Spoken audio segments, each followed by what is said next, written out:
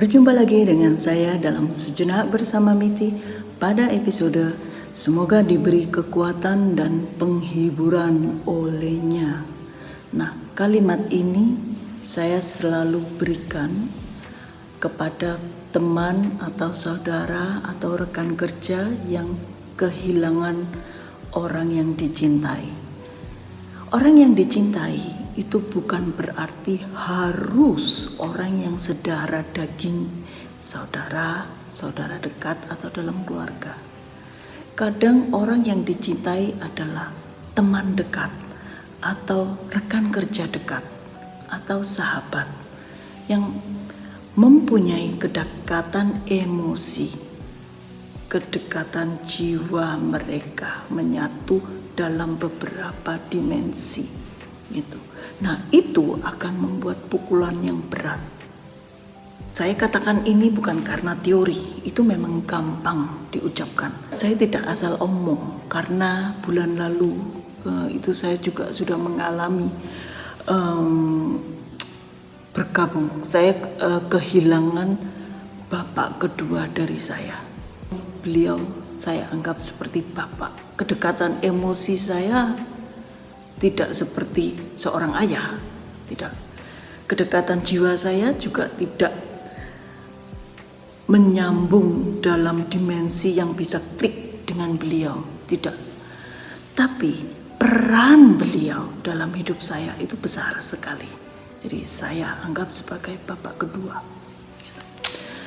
Otomatis itu sangat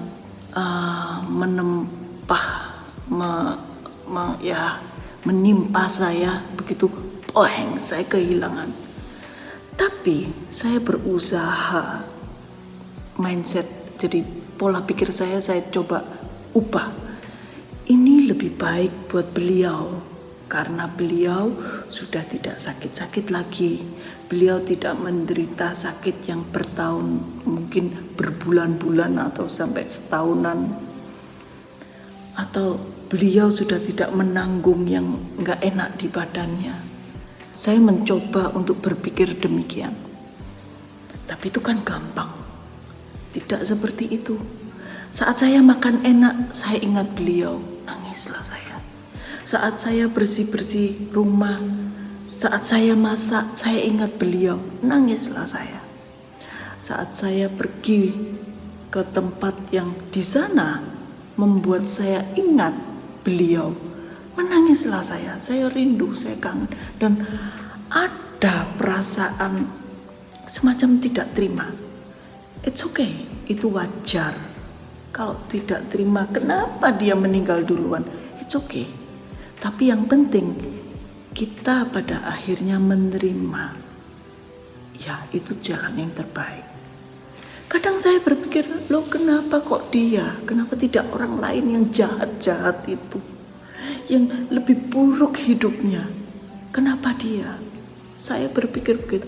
Tapi saya coba cepat-cepat mengubah cara berpikir saya. Tidak, ini lebih baik buat beliau. Tidak mengalami sakit lagi. Tidak gampang menghadapi proses hari-hari penyembuhan luka kehilangan ini. Tidak bisa satu hari setelah dikubur, setelah dikremasi, setelah semua sudah selesai. Nggak bisa. Nanti ada momen-momen, ada saat-saat tertentu kita akan kangen, kita akan rindu, kita akan teringat akan orang yang kita tinggalkan. Nah, saya mau kasih satu tips yang paling sangat berkhasiat. Satu-satunya yang bisa menguatkan kita adalah berdoa. Karena Tuhan satu-satunya yang bisa memberi kita kekuatan. Kita berdoa, kita sebutkan semua, kita ceritakan semua. Apa yang kita rasakan, kemarahan kita, ketidakterimaan kita, kesedihan kita, kita ceritakan, kita tumpahkan dalam doa kita. Mungkin saat berdoa kita menangis, istilahnya itu geru-geru, menangis sekali. Nggak apa-apa, karena Tuhan membuka tangannya. Kemarilah anakku, engkau sedih, kemarilah. Engkau lagi marah, it's okay. Kenapa? Nah, itu lalu kita bicara dalam doa. Terus doanya kita tutup. Tapi Tuhan, saya percaya ini adalah jalan terbaik. Engkau punya rencana yang indah bagi kita semua. Bagi kami semua. Jadi kami berarti saya dan orang-orang yang ditinggalkan. Nah, setelah berdoa, setiap kali kita teringat, kita sedih, berdoa lagi. Mungkin 1 tahun, 2 tahun kita akan gitu. Tapi kita bisa melepaskan orang yang meninggal ini pergi bersama Tuhan, di rumah Tuhan. Jadi begitu.